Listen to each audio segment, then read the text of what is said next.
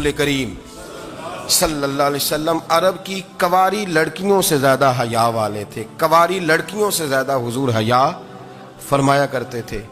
جب خانہ کعبہ کی مکہ شریف میں تعمیر ہو رہی تھی نا، اہل عرب اس کو تعمیر کر رہے تھے، تو نبی پاک صلی اللہ علیہ وسلم اپنے چچا حضرت عباس کے ساتھ خانہ کعبہ کی تعریف میں مصروف تھے.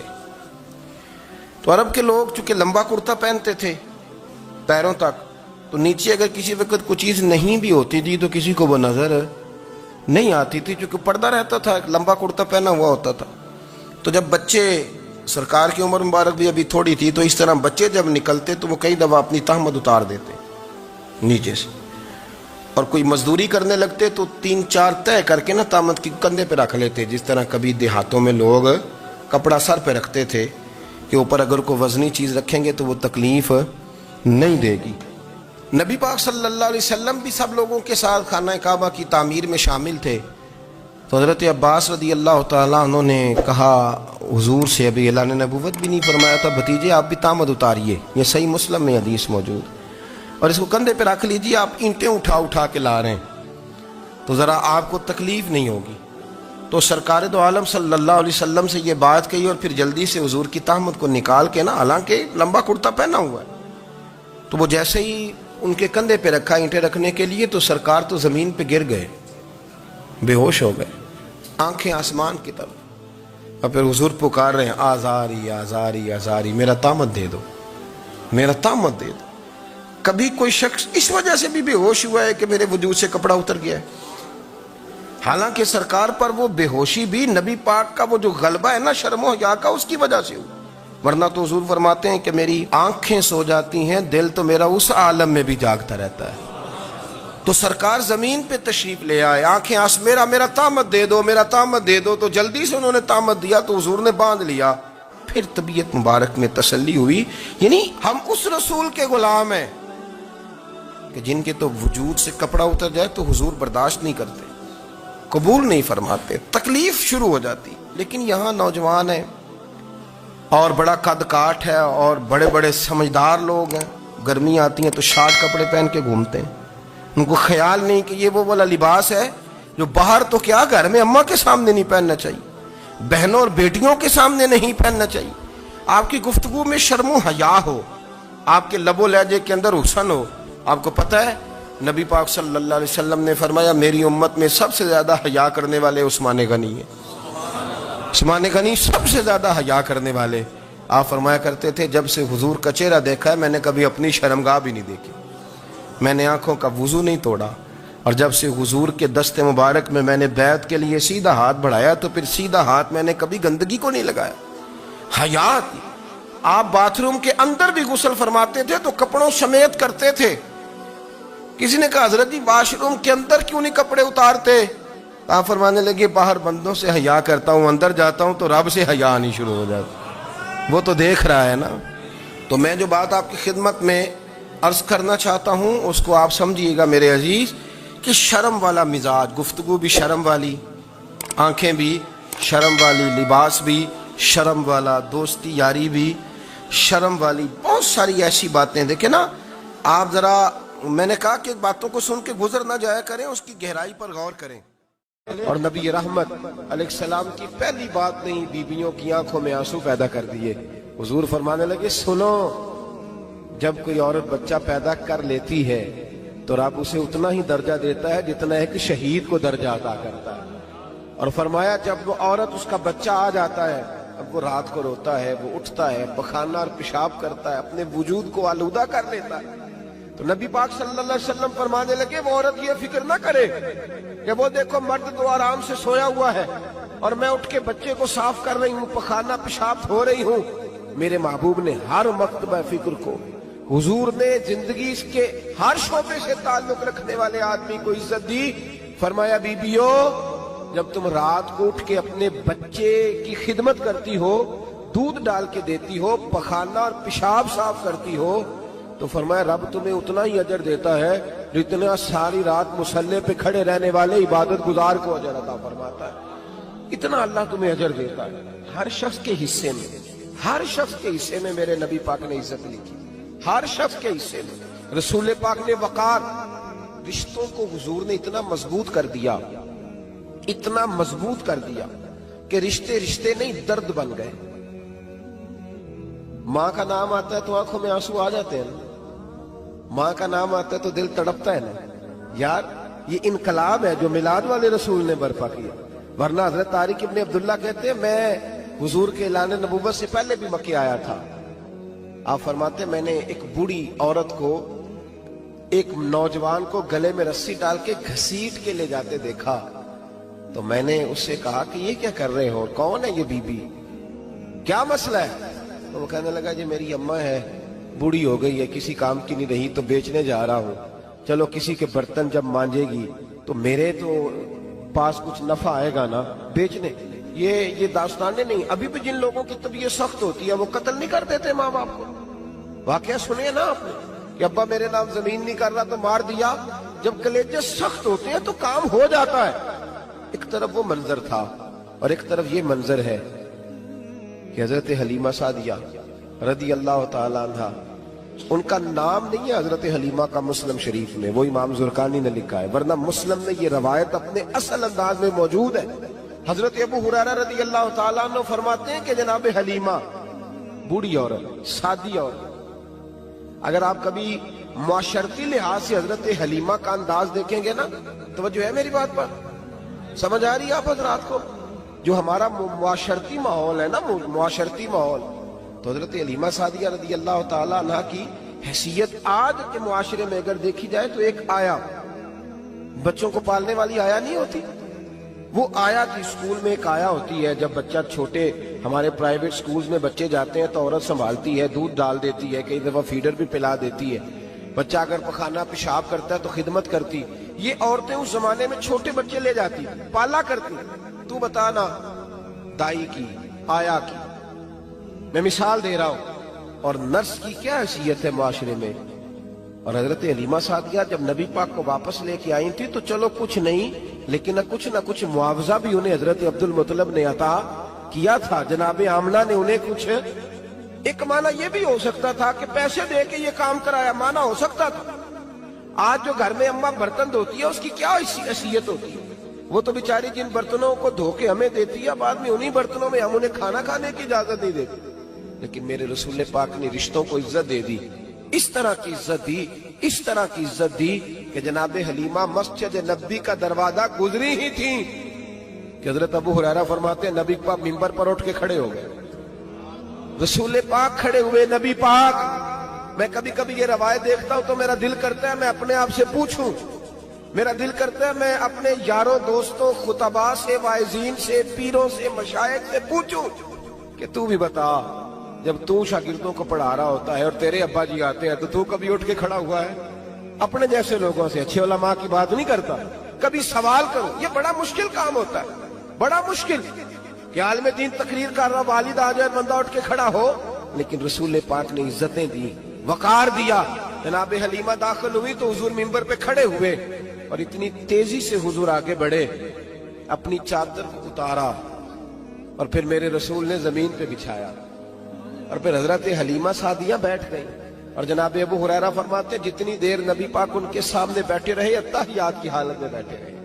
حضور نے رشتوں کو وہ وقار دیا، وہ حسن دیا کہ رشتے درد بن گئے ہیں. اب ماں کا نام دل میں بعد میں آتا ہے، زبان میں بعد میں آتا ہے، آنسو پہلے آتے ہیں. اب ماں کا رشتہ ایک وقار ہے، ایک حسن.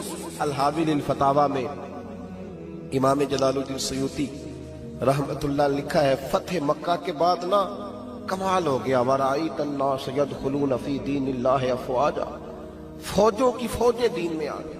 ایک زمانہ تنہائیوں کا ہوتا ہے، ایک عروج کا ہوتا ہے. عروج کے زمانے میں بڑے تعلق، بڑے رش، بڑی باتیں. اب حال یہ تھا فتح مکہ کے بعد کہ پہلے تو ایک آدھ آدمی کلمہ پڑھتا تھا، فوجوں کی فوجیں آتی. ایک دن نہ نبی پاک نماز پڑھانے آئے مسجد میں. میرے نبی پاک صلی اللہ علیہ وسلم جب مسجد میں آئے تو مسجد کھچا کھچ بھری ہوئی، گلیاں بھی بھری، 10,000 کے قریب لوگ مدینے میں جمع ہیں حضور کے پیچھے نماز پڑھنے کے لیے. پڑھیے صلی اللہ علیہ وسلم. نبی پاک صلی اللہ علیہ وسلم تشریف لائے نا، جیسے ہی مسجد میں داخل ہوئے تو 10,000 کا مجمع اٹھ کے کھڑا ہو گیا. ہمارے لیے لوگ کھڑے ہوتے ہیں تو ہماری آنکھیں پرنم نہیں ہوتی، بلکہ ہم اپنا حق سمجھتے ہیں. ہم کہتے ہیں ان کا بنتا ہے کھڑے ہونا، حالانکہ بھائی دنیا سب کے لیے کھڑی نہیں ہوتی. جب کوئی کھڑا ہونا تو نظر جھک جانی چاہیے اور تیرے دل میں خیال آنا چاہیے کہ یا اللہ مجھ پہ رحم ہی رکھنا، اے اللہ میری پردہ پوشی کرنا، یا اللہ یہ تیری دی ہوئی عزت ہے، مہربانی کر خفیہ تدبیر سے محفوظ فرما. کہ ہمیں احساس نہیں ہوتا الا ماشاءاللہ. اللہ کے محبوب داخل ہوئے تو 10,000 کا مجمع کھڑا ہو گیا. 10,000 آدمی کھڑا ہو تو ایک کیف بنتا ہے. تو میرے جیسا آدمی تو ویس کو سیدھی کرنے لگ جاتا ہے نا کہ بڑی شان ہے جناب، کالر ٹھیک کر لو، دستار سیدھی کر لو، کیا بات. اتنے لوگ بھی کبھی کسی کے گاڑے کے پیچھے بھاگے. لیکن نبی پاک کا انداز کیا تھا؟ رسول پاک کی آنکھوں میں آنسو آ گئے. 10,000 آدمی کھڑا ہوا، حضور رو پڑے اور اتنا روئے کہ جناب ابو ہریرہ رضی اللہ تعالیٰ عنہ فرماتے ہیں کہ میں نے نبی پاک کے سینے سے آواز نکلتی دیکھی. جب آدمی زیادہ روتا ہے تو سینے سے آواز آتی. حضور روئے کہ سینے سے آواز آئی. آپ فرماتے ہیں پھر حضور نے آنسو پوچھے، پھر نماز مکمل ہوئی. جب لوگ چلے گئے تو حضرت ابوبکر صدیق اٹھ کے قریب گئے، کہا یا رسول اللہ صلی اللہ علیہ وسلم آج کوئی وجہ نہیں تھی رونے کی، آپ آئے ہیں اور رونا شروع کر دیا. تو میرے محبوب فرمانے لگے آج جب میں نے اپنی وہ شانیں دیکھی، وہ مقام دیکھا تو مجھے اپنی اماں کی یاد آ گئی. ماں کی یاد، رشتوں کو وہ عزت دی، وہ وقار دیا، وہ حسن دیا. کہاں نماز کے لیے لوگوں کا کھڑا ہونا اور کہاں اماں کی بات چھیڑ دینا. میرے حبیب فرمانے لگے مجھے اپنی اماں آمنہ کی بات یاد آئی. میری ماں نے تو وہ دور دیکھا تھا جب وجود پہ کپڑے بھی پورے نہیں تھے، دل کرتا تھا آج اماں موجود ہوتی، میں نماز پڑھانے آتا، اللہ اکبر کہہ کے نیت باندھتا، سبحانک اللہ کے بعد سورہ فاتحہ پڑھتا اور سورہ فاتحہ مکمل پڑھ لیتا کہ میری اماں آمنہ کو کوئی کام یاد آتا. وہ پردہ سرکا کے کہتی بیٹا محمد میری بات تو سننا. تو محبوب فرماتے اللہ کی عزت کی قسم میں نماز چھوڑ دیتا، پہلے ماں کی بات سن کے آتا. میں چھوڑ دیتا نماز. وقار دے دیا، وقار، وہ حسن بخشا، وہ توانائی بخشی. عرب کے اندر سال کے بعد عورتوں کا ایک میلہ لگتا تھا خانہ کعبہ کے پاس. صرف عورتیں اکٹھی ہوتی تھی، میلہ لگا ہوا تھا. ایک تورات جاننے والا یہودی عالم بھی آیا ہوا تھا. وہ بیویوں کے مجمع پہ نظر ڈال کے کہنے لگا بیویوں مرد کا کام تو کوئی نہیں عورتوں کے مجمع میں بات کرنا، لیکن میں تمہیں ایک پیغام دینے لگا ہوں.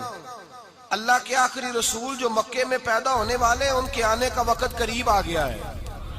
وہ بیوی بڑی خوش نصیب ہوگی جنہیں ان کی رفاقت ملے گی.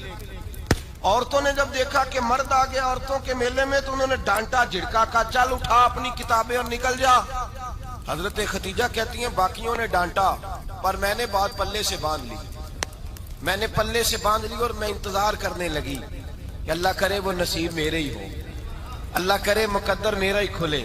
آپ فرماتی میں تسبیح پڑھتی، درود پڑھتی. میں اس زمانے میں جو اللہ کا ذکر جس طرح ہوتا تھا وہ میں شروع کرتی اور جب فارغ ہوتی تو میں التجا کرتی کہ اللہ میرے نصیبے کھول دے. کہتی ہیں آہستہ آہستہ آہستہ آہستہ میں حضور کی تعریف سننے لگی. آہستہ آہستہ تعریف سننے لگی. نبی پاک صادق ہیں، امین ہیں، سچے ہیں، دیانتدار ہیں. اس برے اور میلے معاشرے میں بھی وہ سب سے اعلیٰ بھی ہیں اور سب سے اجلے بھی ہیں، وہ سب سے پاکیزہ ہیں. میں سننے لگی تعارف. آہستہ آہستہ میں ان کی گرویدہ ہونے لگی. ادھر نبی پاک صلی اللہ علیہ وسلم اپنے چچا جناب ابو طالب کے پاس رہتے تھے. قحط آ گیا، حالات بگڑ گئے. حضور سید عالم صلی اللہ تعالی علیہ وسلم سے چچا کہنے لگے بیٹے اگر مال تجارت لے کے شام جاؤ تو بڑا نفع کماؤ گے، ہمیں ضرورت بھی ہے، اور اگر ہو سکے تو ختیجہ کا مال لے کے جاؤ. اور نبی پاک نے کہا چچا میں نہیں کہوں گا کسی سے جا کے، میں نہیں کہتا کسی سے جا کے، جو میرے نصیب میں ہوگا میرا رب خود عطا فرمائے گا، میں نہیں کہوں گا. مصطفیٰ نے تو نہیں کہا. حضرت ختیجہ رضی اللہ تعالیٰ عنہ کہتی ہیں میں نے خود اپنی خادمہ کو بھیجا. میں نے کہا جا کے پوچھو تو صحیح کہ میرا مال قبول ہوتا بھی ہے کہ نہیں، پوچھو. نبی پاک صلی اللہ علیہ وسلم سے پوچھا. حضرت ختیجہ کی خواہش ہے کہ آپ مال لے کے جائیں. حضور نے قبول کر لیا. جناب ختیجۃ الکبریٰ رضی اللہ تعالیٰ عنہ کے غلام تھے، میسرہ ان کا نام تھا. جناب ختیجہ نے ان کو ساتھ بھیجا. فرمایا تین باتیں ارشاد فرمائی. ایک تو فرمایا سارا رستہ غور سے دیکھنا میرے نبی کے ساتھ کیا معاملات درپیش ہوتے ہیں. ابھی اعلان نبوت نہیں کیا. فرمایا ذرا غور کرنا، میرے مصطفیٰ کا مطالعہ کرنا اور مجھے واپس آ کے سبق سنانا. وہ جو تم نے چہرہ بددعا کی تلاوت کی ہو ذرا مجھے واپس آ کے سنانا. جنہاں نے دل پر جانی ڈٹھا ہو اکھیاں ہی تک لیاں، تو ملے ہوں تے ساجن ملیا ہوں ناساں لگ پئیاں. ذرا جا کے نا تلاوت کرنا اور مجھے دکھ. اور دوسرا فرمایا تم میرے غلام ہو تو مصطفیٰ کے بھی غلام بن کے رہنا. میں سنتی ہوں کہ کردار کے، افکار کے، نظریات کے، عظمت کے بلند و بالا، وہ جیسے کہیں ویسے کرنا. اور تیسری حضرت خدیجہ نے نصیحت فرمائی. فرمایا محمد ابن عبداللہ صلی اللہ علیہ وسلم کی رائے سے اختلاف نہ کرنا. یہ چلتے ہوئے معاہدہ کیا، جو وہ کہہ دے سو کر جانا. غلام کہتے ہیں میں ساتھ گیا، باتیں میں نے سن لی، لیکن جب سفر شروع ہوا نا ابھی چند منزلیں طے ہوئی تھی. میں نے کہا خدیجہ آپ نے کیا نصیحت کرنی تھی، ان کے ساتھ جو رہے گا وہ ان کا غلام ہی بن جائے گا. ان کے ساتھ جو رہے گا تو اجے میرا محبوب نہیں ڈٹھا جن ویکھ کے چن شرماوے. جے رکھے ہاتھ پھلاں وچ ہاتھ نال پھلاں رل جاوے، تے ادھی راتی چن چڑھ جاندے جدوں جلوہ فرماوے. مایا جو بھی ساتھ رہتا غلام ہو جاتا. میں اسرا کہتے میں گیا، تجارت شروع ہوئی. کہتے ہیں نبی پاک صلی اللہ علیہ وسلم جب منڈی میں پہنچے تو لوگ قسمیں اٹھا اٹھا کے مال بیچ رہے تھے. اللہ کے محبوب جب گئے نا تجارت کرنے تو ایک آدمی کہنے لگا چلو معاذ اللہ بتوں کے نام تھے لات و منات، کہنے لگا لات کی، عزا کی، منات کی قسم اٹھاؤ. تو نبی پاک فرمانے لگے ان کی قسم اٹھاؤں جن کا میں نام لینا بھی پسند نہیں کرتا. ابھی اعلان نبوت نہیں کیا. اور فرمایا ویسے بھی میں قسم دے کے مال نہیں بیچتا، خریدنا ہے تو خریدو، نہیں خریدنا تو نہ خریدو. کہتے ہیں لوگ قسمیں اٹھا اٹھا کے پیچھے جاتے تھے، پر میرے نبی جس سے رخ پھیرتے تھے وہ نبی پاک کے پیچھے ہو جاتا تھا. ماتے کئی گنا زیادہ نفع کمایا. ہم رستے میں تھے، حضور ایک درخت کے نیچے آرام کرنے لگے. ایک عیسائی راہب غار میں بیٹھا تھا، نکل کے آ گیا. مجھ سے کہنے لگا مجھے وہ جانتا تھا. میں سنا یہ کس کو ساتھ لائے، یہ کون ہے؟ میں نے کہا اہل قریش کے ایک معزز آدمی ہے. کہنے لگے یار جس درخت کے نیچے یہ لیٹے ہوئے ہیں یہاں عام آدمی نہیں لیٹ سکتا، یہاں وہی لیٹے گا جو اللہ کا سچا رسول ہوگا. یہاں دوسرا کو لیٹ ہی نہیں سکا. یہ رسول ہے، ان کا خیال رکھنا، خیال رکھنا. کاش میں اس وقت تک زندہ رہوں جب یہ نبوت کا اعلان کریں. میسرہ کہتے ہیں میں غلام ہو گیا. نبی پاک صلی اللہ علیہ وسلم کی ادائیں مجھے بھانے لگی. جب واپسی پہ نکلے تو گرمی بڑی شدید تھی. فرماتے ہیں جب دھوپ تیز ہوتی تو بادل کا سایہ آ کے حضور پہ سایہ کر دیتا. بادل کا ٹکڑا نبی پاک پہ. اللہ جانے کہاں بیٹھ کے لوگوں نے کتابیں پڑھی ہیں جو کہتے ہیں 40 سال کے بعد نبی بنے تھے. پتہ نہیں کہاں بیٹھ کے کتابیں پڑھی ہیں. ہم نے تو جو سیرت پڑھی ہے وہ بتاتی ہے کہ تیری حیات پاک کا ہر لمحہ پیغمبر لگے، ہر لمحہ پیغمبر لگے. یہاں تو وہ لوگ جو کئی سال پہلے 20 اور 25 سال پہلے حضور سید عالم صلی اللہ علیہ وسلم کی رفاقت میں رہے وہ اعلان کر رہے. لوگ پتہ نہیں کہاں بیٹھ کے کتابیں پڑھتے ہیں، کہاں بیٹھ کے. میرے نبی پاک سے صحابہ نے پوچھا حضور آپ کب نبی تھے؟ فرمایا ابھی آدم کی مٹی گوندی جا رہی تھی، ابھی آدم کی مٹی گوندی جا رہی تھی، میں تب بھی اللہ کا رسول تھا. میرے بھائی نبی رحمت سید عالم صلی اللہ علیہ وسلم کے غلام حضرت خدیجہ کے غلام کہتے ہیں واپس آیا. اور پہلے بھی کئی دفعہ حضرت خدیجہ کا مال گیا تھا، بڑے نفع آئے تھے، پر جو نفع اس سال آیا وہ پہلے کبھی نہیں آیا تھا. کہتے ہیں مجھ سے حضرت خدیجہ کی سہیلی بھی بیٹھی تھی، میں بھی آ گیا. اور جناب خدیجہ کی سہیلی کہنے لگی چل مال کے بارے میں کچھ بتا، کتنا بکا؟ میں نے کہا مال چھوڑو، مصطفیٰ کی سنو. اور پھر کہتی چلو ٹھیک ہے، بادل سایہ کرتا تھا، چلو ٹھیک ہے. تم سے راہب نے پوچھا تھا یہ صحیح ہے، انہوں نے تیری سارے رستے بڑی خدمت کی، تیرا بڑا خیال رکھا، پر یہ بھی بتا تجارت کیسے ہوئی؟ تو میں سرا کہنے لگا زندگی میں نے بھی ساری گزار دی ہے، پر اس رسول کے ساتھ 4 دن ہی گزارے ہیں. حد ہو گئی مجھ سے، اور کچھ نہ پوچھو، اور کچھ نہ پوچھو. آ میرے دل آمنہ کے لال کی باتیں کریں، اور کچھ نہ پوچھو، بس ذکر ان کا چھیڑیے ہر بات پر، اور چھیڑنا شیطان کا عادت کیجئے. بس مجھے حضور کے تذکرے بیان کرنے ہیں، ذکر مصطفیٰ کرنا ہے. حضرت خدیجہ الکبریٰ بڑی متاثر ہوئی. کہتی ہیں مجھے درجنوں لوگوں نے پیغام نکاح دیا تھا پر میں نے سنی نہیں تھی. میں نے نفیسہ کے ہاتھ پیغام بھیجا. میں نے کہا میری عمر 40 سال ہے، ان کی 25 سال ہے، اور میرا احوال اور طرح کا ہے. وہ شہنشاہ ہے، جا کے پوچھو تو صحیح भला मैं कबूल होती हूँ? पूछो। नफीसा कहती है मैं आई तो वो खातून जिनके लिए लोग बड़े बड़े कुरैश पैगाम देते थे, पैगाम लेके आई। तो रसूल पाक ने अजीब रंग बयान किया अपनी सीरत का। जब मैं पहुंची मैंने कहा खदीजा निकाह करना चाहती है। नफीसा कहती है मेरा ख्याल था कि कोई और होता तो कुर्सी से उठ खड़ा होगा, फौरन कहेगा अच्छा जल्दी करो बात करो। जब मैंने आके कहा ना हुजूर खदीजा निकाह करना चाहती है, तो नबी पाक ने मेरी तरफ देखा, फरमाया वो कहती है कि तुम कहती हो? कहा वो कहती है।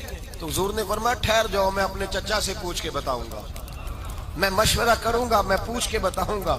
आज बच्चों को कुछ सबक बड़े याद हैं। कहते हैं पसंद की शादी करना हजरत साहब नाजायज है, पसंद की शादी करना को नाजायज है। और मैंने कहा भाई सिर्फ एक ही जायज चीज रह गई और कोई शय जायज नहीं। ये एक ही जायज चीज है जिसका फतवा सारे नौजवान पूछते फिरते हैं, सारे रांझे बने फिरते हैं, मजनू बने फिरते हैं, सारे मईवाल हो गए। अल्लाह पाक को हिदायत की तौफीक अता फरमाए। सारे इस बुरी लत का शिकार हो गए। ओ भाई नबी पाक सिवाय खुदा के किसी के पाबंद नहीं, लेकिन मेरे मुस्तफा ने अपनी उम्मत को यह दर्श दिया है कि जो बड़ों के शफकत के साए में चलता है अल्लाह उसकी मदद फरमाया करता है। तुझे क्या पता तेरा अच्छा भला किस बात में? कहा निकाह करना चाहती हूं, फरमाया चचा से पूछ के बताऊंगा। खदीजा रदी अल्लाह ताला अन्हा कहती हैं उन्होंने पूछा। जनाब अबू तालिब कहने लगे ये तो खुशकिस्मती है कि हमें ऐसी बहू मिल जाए जिसके किरदार में, अफकार में, नजरियात में इतनी नफासत। मुस्तफा करीम के साथ निकाह हुआ, कुर्बान जाएं। हजरत खदीजतुल कुबरा की शादी हुई तो भाई बड़ा मुश्किल होता है, बड़ा मुश्किल होता है अपने आप को ढालना। लेकिन जनाब खदीजा की जिंदगी उठा के देखो, मैं ये नहीं कह सकता वो करोड़पति थी, अरब खरब की मैं बात ही नहीं कर सकता। और 20-20 नौकरानियां थी उनके पास, दर्जनों उनके पास गुलाम थे। लेकिन जब रसूलुल्लाह के दरवाजा नूर पे आई हैं, उन्होंने मेरे नबी के घर में झाड़ू भी दिया है, उन्होंने हुजूर के कपड़े भी धोए हैं, उन्होंने रसूलुल्लाह के लिए अपने हाथों से खाना बनाया। उन्होंने देखा कि नबी पाक सल्लल्लाहु अलैहि वसल्लम को दौलतों से, तिजारतों से, सरमाए से प्यार नहीं। जितनी दौलत थी शाम को लाके कदमों में रख दी। का महबूबा जब मैं तेरी हूं तो मेरी हर शय ही आपकी है। चंद दिनों में हुजूर ने सारी चीजें दे दी अल्लाह के रास्ते में, हर चीज नबी पाक ने दे दी। हजरत खदीजतुल कुबरा का हाल ये था कि एक जोड़ा रह गया, कई जगह से पेबंद लगे हुए, मैं गुड्डी हथ डोर सजन दे ओ जिंज रखे उंज रहना, वाजिब नहीं जे विच शरीयत मंदा कसम नो कहना। बस ठीक है, जिस हाल में महबूब राजी है, कहा हर चीज कदमों में रख दी और हुजूर के हर रिश्ते का ख्याल किया, नबी पाक की हर ख्वाहिश का। औरतें बिलखुसूस मेरी बात पे तवज्जो करें जो अर्ज करने लगा हूं। आग लगी हुई है घरों में, फसाद है, लड़ाई है, झगड़ा है, दंगा है। ये तेरा रिश्तेदार वो मेरा रिश्तेदार, जब तेरे आते हैं तो रोटियां जल्दी पकती हैं, जब मेरे आते हैं तो बीमारियां बड़ी होती हैं। तेरे मेरे का झगड़ा। आओ मेरे मुस्तफा करीम सैयद आलम का भी हाल देखो। हजरत हलीमा सादिया मिलने आई, शादी को कुछ दिन गुजरे तो हलीमा सादिया मिलने आई। हजरत हलीमा सादिया सगी अम्मा नहीं, रजाई अम्मा है। यहाँ तो सगी अम्मा बर्दाश्त नहीं होती, सगी अम्मा। और वो बहू सोचती नहीं बात करते हुए, सोचती नहीं, वो सोचती नहीं कि किसके बारे में बात कर रही है, उसे पता ही नहीं कि तुझे तो पला पलाया ये मिला है ना। कभी इसकी अम्मा से पूछ उसने कितनी तकलीफें बर्दाश्त की है, उससे पूछ किस दिक्कत में, किस आजमाइश में इस बच्चे को परवान चढ़ाया है।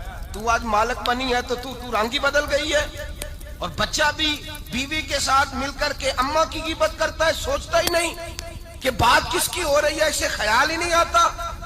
हजरत हलीमा सादिया रजाई माँ है।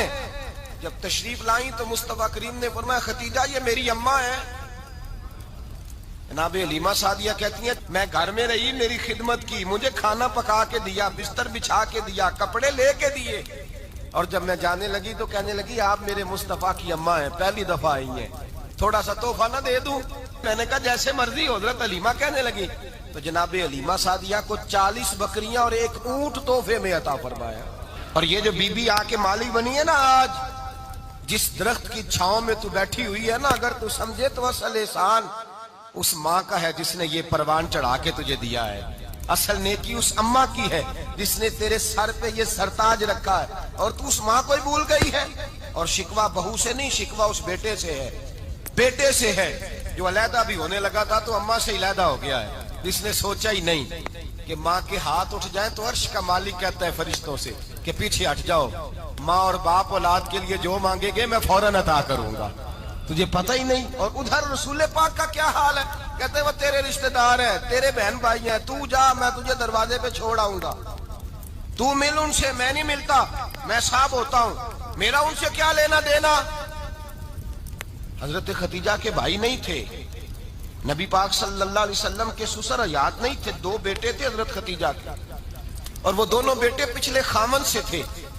ذرا عقل کی کسوٹی پر تولیے گا کہ کسی بی بی کے بیٹے ہوں اور پچھلے خامن سے ہوں، اس آدمی کا رویہ کس طرح کا ہوتا ہے۔ لیکن میرے رسول پاک کا رویہ اس طرح کا تھا۔ میں آپ کو سیرت کی کتابوں سے، امام حلبی نے، کستلانی نے، صاحب فتح الباری نے لکھا ہے، رسول کائنات سید عالم صلی اللہ علیہ وسلم سوئے ہوتے تھے، اور جاگو اور سنو، اللہ کرے حضرت خدیجہ کا میرے نبی سے رشتہ اور میرے نبی کا حضرت خدیجہ کا رشتہ ہماری سمجھ میں آ گیا تو سمجھ لو ہمارے گھر جنت بن جائیں گے، روشنی پھیل جائے گی، سمجھو اور سیکھو۔ حضرت عائشہ صدیقہ فرماتی ہیں نبی پاک سو جاتے تھے نا دوپہر کو تو کہتی تھی مولا علی سے لے کر ابو بکر صدیق تک کسی کی طاقت نہیں ہوتی تھی حضور کو آ کے بیدار کرے، سوء ادب سمجھا جاتا تھا۔ اور میں ایک جملہ آگے بڑھا کے کہوں گا، میں کہوں گا اماں جی آپ تو مولا علی سے لے کر ابو بکر صدیق تک فرماتی ہے نا، ہمارا تو عقیدہ یہ ہے کہ مصطفیٰ سو جائے تو جبریل بھی نہیں جگا سکتے، وہ بھی نہیں آ سکتے، وہ بھی ہاتھ باندھے کھڑے ہیں کہ مولا کیسے جگاؤں، حضرت جبریل بھی نہیں جگا سکتے۔ لیکن حضرت عائشہ صدیقہ فرماتی ہیں میں تھی مدینے میں، حضرت خدیجہ کے وصال، میں مدینے میں حضور کے گھر میں تھی، نبی پاک میرے گھر میں موجود تھے اور سید عالم سوئے ہوئے تھے۔ حضرت خدیجہ کے پچھلے خامند کے بیٹے جناب حالہ آ گئے اور وہ مسجد میں آ کے بولے، مسجد میں توجہ کرنا، مسجد میں بولے، انہوں نے مسجد میں آ کے پوچھا کہ نبی پاک کہاں ہے، مسجد میں۔ تو جناب عائشہ صدیقہ فرماتی ہیں حضور سوتے ہوئے بیدار ہو گئے، حضور طامت سمیٹی، فوراً سر کے اوپر کپڑا رکھا، میں نے کہا حضور کہاں جا رہے ہیں، فرماتی ہے میں نے ایک دفعہ پوچھا تو حضور نے 3 دفعہ فرمایا میرا حالہ آ گیا ہے، میرا حالہ آ گیا ہے، میرا حالہ آ گیا ہے، خدیجہ کا بیٹا آ گیا ہے۔ میرے رسول پاک صلی اللہ علیہ وسلم نے بی بی کے رشتوں کا جو تقدس بیان کیا اس کو سمجھیے، فرمایا حالہ آیا ہے، بیدار ہو کے خود تشریف لے گئے۔ اور یہ تو حالہ تھے نا، بڑے بیٹے حضرت خدیجہ کے، سب سے ان کا نام ہند تھا، اور حضرت ہند سے کوئی بندہ تعارف پوچھتا نا، نبی پاک کا جو حلیہ ملتا ہے نا کتابوں میں، سیرت کی کتابوں میں، حضور کا مکھڑا کیسا تھا، مکھ چند بدر شاشانی ہے، متھے چمک دی لاڈ نورانی ہے، کالی زلف تیاک مستانی ہے، مخمور اکھی ہیں مد بریاں۔ یہ جو حضور کا حلیہ ملتا ہے نا یہ حضرت ہند کا بیان کیا ہوا ہے۔ وہ بیان کیا کرتے تھے کہ نبی پاک کی آنکھیں کیسی تھی، حضور کے جلوے کیسے تھے، وہ بیان حضرت خدیجہ کے بیٹے ہیں۔ کوئی ان سے پوچھتا کہ بڑے راضی رہتے ہو، ہند بڑے راضی رہتے ہو، تو حضرت ہند کیسے راضی کیسے نہ رہوں، راضی کیسے نہ رہوں، میرے بھائی کا نام علی المرتضیٰ ہے، بہن کا نام فاطمہ الزہرا ہے، ماں کا نام خدیجہ الکبریٰ ہے، اور باپ کا نام محمد مصطفیٰ ہے، میں راضی کیسے نہ رہوں۔ حضرت خدیجہ الکبریٰ کے رشتوں کے ساتھ رسول اللہ کا پیار، ان کے رشتے۔ کنز المال میں حضرت عائشہ صدیقہ کی حدیث ہے، جناب عائشہ فرماتی ہیں دوپہر کو حضور آرام کرتے تو کوئی آیا نہیں کرتا تھا، ایک دن ایک بوڑھی آ گئی دروازے پہ، اس نے چھڑی پکڑی ہوئی ہے، کہتے ہیں وہ اندر آئی تو نبی پاک بڑی تیزی کے ساتھ اٹھے، حضور سید عالم نے قریب بٹھایا، دیر تک حضور باتیں کرتے رہے، دیر تک گفتگو ہوتی رہی۔ فرماتے ہیں حضور نے اسے کوئی اضافی وقت دیا، عام صحابہ اس وقت آتے نہیں تھے، حضور کے آرام کا وقت تھا، اضافی وقت دیا نبی پاک، اور فرماتے ہیں جب وہ جانے لگی تو نبی پاک نے تحفے بھی عطا فرمائے، اور پھر ایک غلام سے، حضرت بلال سے یا کسی غلام سے فرمایا کہ ساتھ جاؤ اور گھر چھوڑ کر کے آؤ۔ نبی پاک صلی اللہ علیہ وسلم نے اعزاز دیا۔ حضرت عائشہ صدیقہ فرماتی ہیں دیر تک ملاقات بھی، تحفے بھی، انفرادی ملاقات۔ بعد میں نبی پاک صلی اللہ علیہ وسلم لیٹ گئے، میرے دل کے اندر خیال آیا کہ حضور جائیں گے اور جب رات کو واپس آئیں گے تو پھر میں پوچھوں گی کہ حضور یہ بی بی کون ہے؟ حضور اب آرام کر رہے ہیں. فرماتی ہیں میرا خیال تھا کہ یہ سوال شام تک میرے ذہن میں رہے گا کہ یہ کون ہے. آپ نے بڑا اعزاز دیا، دروازے تک چھوڑنے گئے. حضرت عائشہ صدیقہ فرماتی ہیں میں سوچ رہی تھی آرام کر رہے ہیں، اور میں نے جیسے ہی نگاہ ڈالی تو حضور تو گہری سوچ میں گم ہے. نبی پاک سوچوں میں گم ہے اور بے آنکھیں کھلی ہوئی. فرماتی ہے میں قریب جا کے بیٹھی، قدموں پہ ہاتھ رکھا. میں نے کہا محبوبہ یہ بی بی کون تھی؟ اتنی دیر آپ نے ملاقات کی اور وہ چلی گئی ہے تو ابھی خیالات ہیں، تصورات ہیں. فرماتی ہے میں نے پوچھا تو مصطفیٰ کی آنکھوں میں آنسو آ گئے. نبی پاک رو دیے، اٹھ کے بیٹھ گئے. میں نے کہا حضور کیا ہوا؟ میں نے تو آپ کو پریشان کر دیا، میں معذرت چاہتی ہوں. حضور نے فرمایا عائشہ ایسی کوئی بات نہیں، اس بی بی کے بارے میں پوچھتی ہو جسے میں نے زیادہ عزت دی ہے، زیادہ پیار کیا ہے، ذرا زیادہ اس کے ساتھ میں نے توجہ کی ہے. ہاں یا رسول اللہ میں نے انفرادی رنگ دیکھا ہے، روٹین سے بڑھ کر آپ نے محبت فرمائی. تو میرے مصطفیٰ نے فرمایا یہ جو عورت آئی تھی نا، جو میرے پاس بیٹھی رہی ہے، یہ میری زوجہ جناب خدیجہ کی سہیلی ہے. یہ حضرت خدیجہ کی سہیلی ہے، جناب خدیجہ کی سہیلی. فرمایا یہ مکے میں خدیجہ سے ملنے آیا کرتی تھی، خدیجہ اسے وقت دیتی تھی، پاس بٹھاتی تھی، کھانا کھلاتی تھی، دکھ سکھ سنتی تھی. اور تھوڑی غریب ہے، جب یہ جاتی تھی تو خدیجہ تحفے بھی دیتی تھی. فرمایا آج جب یہ آئی ہے تو خدیجہ کی یادیں تازہ ہو گئی. دیر تک میں نے اس سے بات کی ہے، گفتگو کی، جاتے دفعہ تحفہ دیا ہے، اس لیے کہ حسن العہد من الایمان، اچھے طریقے سے وعدہ نبھانا یہ بھی ایمان کا حصہ ہے. اچھے طریقے سے عہد نبھانا، تعلقات نبھانا یہ بھی ایمان کا حصہ ہے. حضرت خدیجہ کی سہیلیوں سے رسول اللہ صلی اللہ علیہ وسلم کا رشتہ. پہلی وحی نازل ہوئی نبی پاک پر. اب حضور جب ابتدائے وحی کے ایام آئے تو حضرت خدیجہ فرماتی ہیں رسول پاک غار حرا میں چلے جاتے، کئی کے دن وہاں رہتے. پہلی وحی آئی تو قرآن مجید کی تاثیر یہ ہے کہ لو انزلنا ھذا القرآن علی جبل لرأیتہ خاشعا متصدعا من خشیۃ اللہ. فرمایا اگر میں پہاڑوں پہ نازل کروں قرآن کو تو وہ بھی میرے خوف سے ریزہ ریزہ ہو جائے. اتنی تاثیر ہے. جب حضور کے قلب اطہر پر آیا تو نبی پاک کانپتے ہوئے گھر آئے. زملونی زملونی، مجھے چادر اڑاؤ چادر اڑاؤ. حضرت خدیجہ نے چادر دی، بیٹھ گئے. کہا خدیجہ آج کوئی آنے والا آیا ہے. اقرأ بسم ربک الذی خلق، یہ آیات اس نے مجھے دی ہیں اور میں بڑے خوف کے عالم میں ہوں. حضرت خدیجہ کے لفظ بڑے حسین ہیں. جناب خدیجہ الکبریٰ رضی اللہ تعالیٰ عنہ کیا فرماتی ہیں؟ کہتی ہیں یا رسول اللہ صلی اللہ علیہ وسلم آپ غم نہ کریں، رب آپ کو رسوا نہیں کرے گا، عزتیں عطا کرے گا. اور دلیل کیا ہے؟ حضرت خدیجہ فرمانے لگی دلیل یہ ہے کہ آپ غریبوں کی مدد کرتے ہیں، مسکینوں کا خیال رکھتے ہیں، اور محبوبہ کمزوروں کا بوجھ آپ اٹھاتے ہیں. جس کے اندر یہ خوبیاں ہوتی ہیں اللہ اسے عزت ہی عطا فرمایا کرتا ہے. حضرت خدیجہ الکبریٰ رضی اللہ تعالیٰ عنہ سب سے پہلے نبی پاک پہ ایمان لائی. بڑا مشکل ہوتا ہے. ہمارے جو فلسفے کے لوگ ہیں وہ کہتے ہیں بہت بڑا ولی اللہ بھی ہو تو بیوی اس کی مان جائے، یہ مشکل ہوتا ہے کام، یہ مشکل ہوتا ہے. حضرت خدیجہ الکبریٰ رضی اللہ تعالیٰ عنہ سب سے پہلے ایمان. اور کس طرح کا ایمان؟ کس طرح کا ایمان؟ ابن ماجہ میں روایت ہے، غور کرنا. حضرت قاسم نبی پاک صلی اللہ علیہ وسلم کے صاحبزادے، حضور کی 6 اولادیں، 4 بیٹیاں 2 بیٹے حضرت خدیجہ سے ہوئے. 4 بیٹیاں اور 2 بیٹے. دھوکہ دیتے ہیں بعض لوگ، کہتے ہیں حضرت خدیجہ کی ایک ہی بیٹی تھی. حضرت قاسم حضور کے بیٹے تھے، وہ وصال کر گئے. حضرت خدیجہ ابھی دودھ پلاتی تھی کہ شہزادے پردہ کر گئے. ایک دن گھر میں بیٹھی ہوئی تھی تو کہنے لگی یا رسول اللہ صلی اللہ علیہ وسلم میرے بیٹے قاسم کے حصے کا دودھ میرے وجود میں بھر آیا ہے، کاش میرا رب اتنا موقع دیتا کہ میرا بیٹا مدت رضاعت ہی پوری کر لیتا، وہ دودھ پی لیتا. نبی پاک نے فرمایا خدیجہ تو غم نہ کر، اللہ تبارک و تعالیٰ نے تیرے بیٹے کی مدت رضاعت جنت میں پوری کر دی ہے، جنت میں پوری کر دی ہے. اور نبی پاک نے اپنا اختیار بیان فرمایا ابن ماجہ میں. رسول پاک نے فرمایا اگر تو کہے تو میں یہاں بیٹھے بیٹھے تجھے تیرے بیٹے کی آواز سناؤں، عرض کروں رب کی بارگاہ میں ابھی تجھے سناؤں تیرے بیٹے کی بات، ابھی وہ جنت میں بولے. لطف نہیں آیا آپ کو اس بات کا؟ میں ابھی سناؤں تجھے بات سیاستہ کی روایت، ابھی سناؤں تیرا بیٹا بولے گا جنت میں، آواز یہاں مکے میں آئے گی، سناؤں؟ بڑے لوگ کرامت دیکھنا چاہتے ہیں، معجزہ دیکھنا چاہتے ہیں، کہتے ہیں جی میں تو وہ دیکھ کے آؤں گا۔ کہا سناؤں؟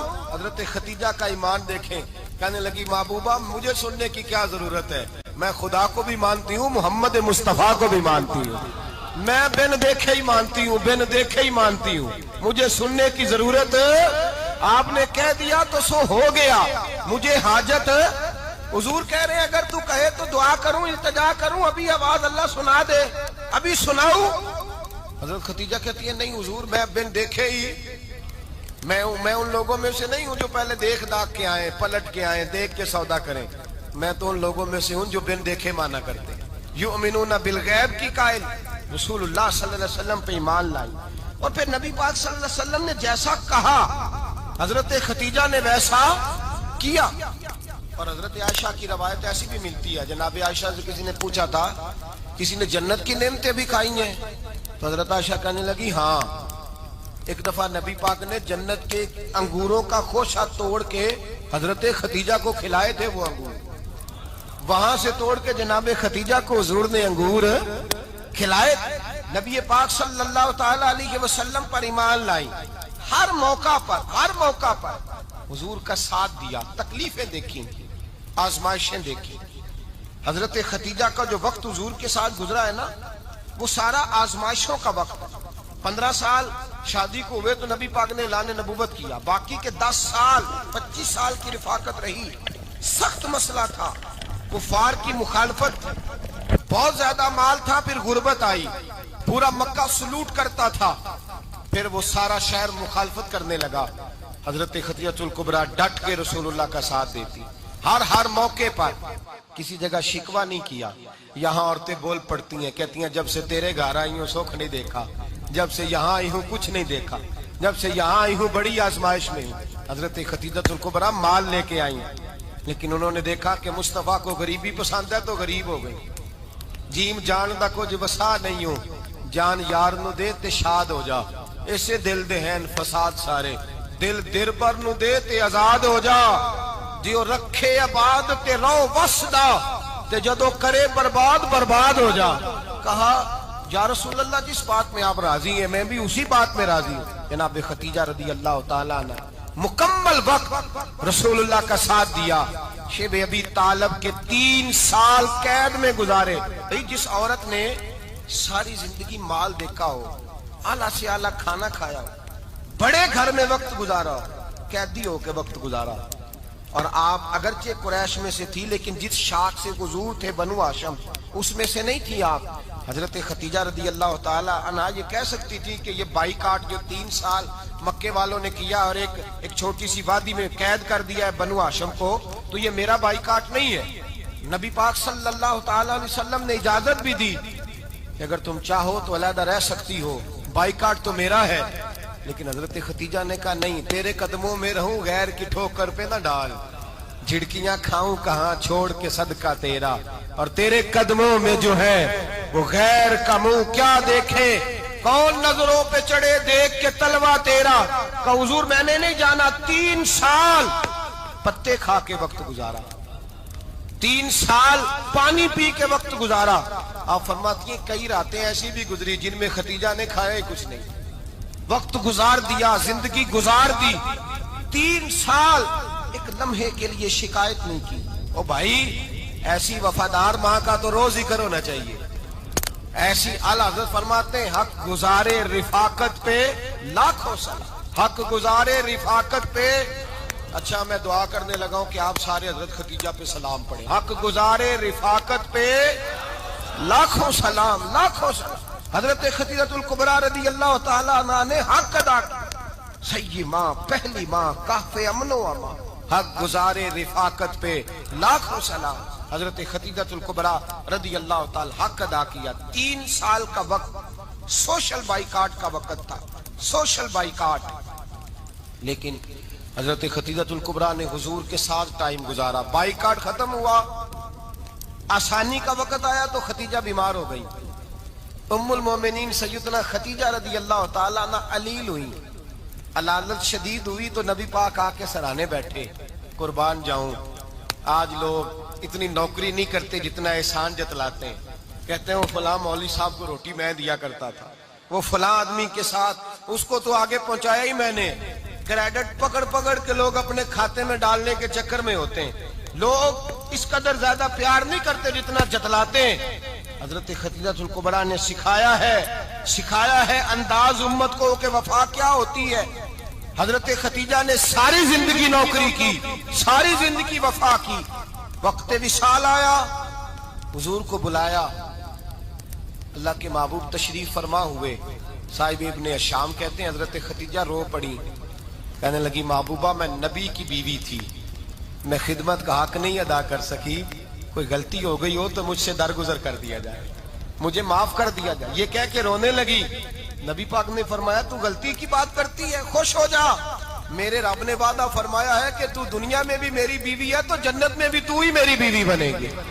وعدہ کیا ہے اللہ تبارک و تعالی، میں نے تجھے پسند کیا ہے، جنت میں بھی تو ہی میری بیوی ہے. میرے نبی کریم سید عالم صلی اللہ علیہ وسلم نے حضرت خدیجہ الکبریٰ رضی اللہ تعالیٰ عنہ سے اس قدر زیادہ، حضرت عائشہ فرماتی ہیں اکثر گھر میں اکثر نبی پاک حضرت خدیجہ کا ذکر چھیڑ دیتے. یہاں تو آدمی بہن کا ذکر نہیں نہ کر سکتا بیوی کے سامنے، اماں کا ذکر نہیں کر سکتا، معاملہ خراب ہو جاتا، بڑا مشکل ہو جاتا، مشکل ہے. حضرت عائشہ صدیقہ بظاہر تو سوکن تھی نا، لیکن حضرت عائشہ بیان کرتی ہیں، کہتی ہیں نبی پاک سب سے زیادہ حضرت خدیجہ کا ذکر کرتے تھے گھر میں، اکثر ذکر ہو. خدیجہ یوں کرتی تھی، خدیجہ یہ کام اس طرح کرتی تھی، خدیجہ کا یہ رنگ ہوتا تھا، اس کا یہ طریقہ ہوتا تھا، اس کا یہ طرز حیات تھا، وہ ایسے چلتی تھی، وہ ایسے، اکثر حضور بیان کرتے. حضرت عائشہ فرماتی ہے مجھے رشک ہوتا، رشک، ناز کرتی میں، کیا مقدر ہے خدیجہ کی.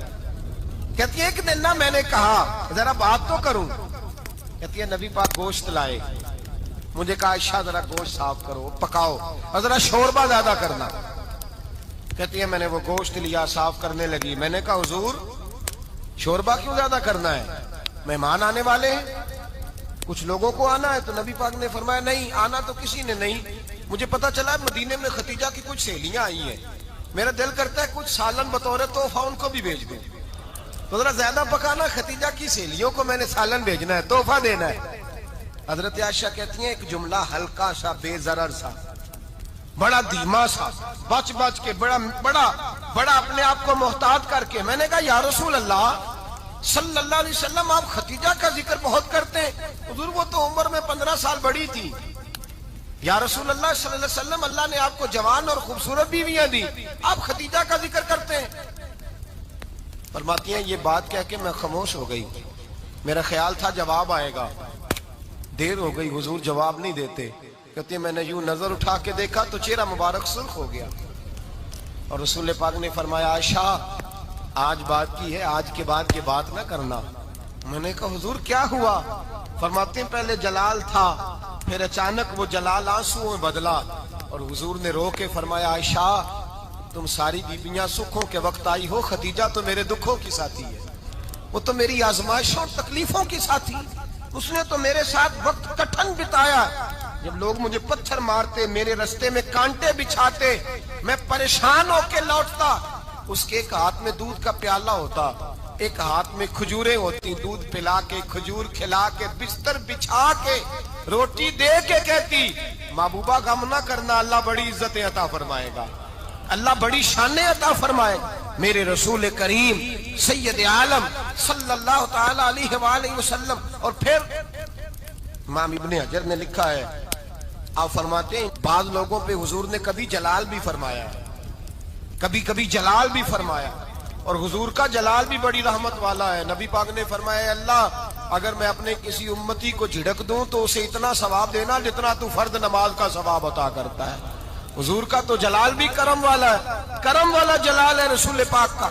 اکثر بعض لوگوں پر حضور ناراض بھی ہوتے، لیکن امام ابن حجر فتح الباری میں فرماتے ہیں کہ صحابہ اور اہل بیت میں سے حضرت خدیجہ الکبریٰ کی وہ ہستی ہے جس پر کبھی نبی پاک ناراض نہیں ہوئے، کبھی ناراض نہیں ہوئے. یہ سب سے بڑی فضیلت ہے حضرت خدیجہ کی. کبھی ناراض نہیں ہوئے نبی، کسی موقع پر بھی حضرت خدیجہ الکبریٰ رضی اللہ تعالیٰ عنہ سے ناراض نہیں ہوئے، بلکہ بخاری شریف میں لفظ کچھ اس طرح کے ہیں۔ میں نے شروع میں کہا کہ حضرت خدیجہ کی 20 کنیزائیں تھیں، نوکرانیاں تھیں، گھر کے اندر نوکر چاکر تھے، ریل پیل تھی، کوئی کام کبھی نہیں کیا تھا۔ حضرت خدیجہ الکبریٰ نے ایک دن کھانا پکایا، اور کھانا پکا کے اپنے ہاتھوں سے جب نکلی نا اور آ رہی تھی حضور کو کھانا دینے، تو بخاری میں موجود ہے جب حضرت خدیجہ آئیں تو نبی پاک نے فرمایا خدیجہ تیرے آنے سے پہلے حضرت جبریل آ گئے، اور وہ کہہ رہے ہیں یا رسول اللہ خدیجہ برتن میں کھانا لے کے آ رہی ہے، اور جب وہ کھانا لے کے آ جائے تو اسے کہہ دیجئے گا اس کا رب اسے سلام کہتا ہے، اس کا رب اسے اللہ اکبر، جس کو اللہ سلام کہے۔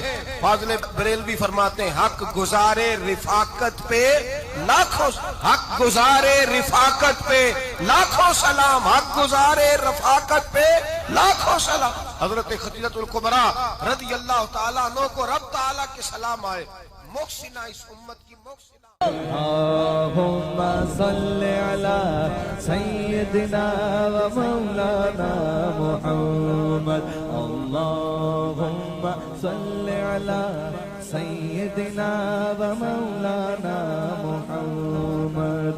اللہ کے شیر ہے در کرار پر درود، اللہ کے شیر ہے در کرار پر درود، اللہ کے شیر ہے در کرار پر درود، حضرت حسن حسین کے کردار پر درود، اللہم صل علی سیدنا و مولانا محمد وعلی سیدنا علی و سیدتنا فاطمہ و سیدتنا زینب و سیدنا حسن و سیدنا حسین وعلی آلہ و صحبہ و بارک وسلم۔ سلام نیاز ہے زینب کی بارگاہ میں، سلام نیاز ہے جو مرتضیٰ کی لاڈلی زہرا کا ناز ہے۔ اللہم صل علی سیدنا و مولانا محمد وعلی سیدنا علی و سیدتنا فاطمہ و سیدتنا زینب و سیدنا حسن و سیدنا حسین۔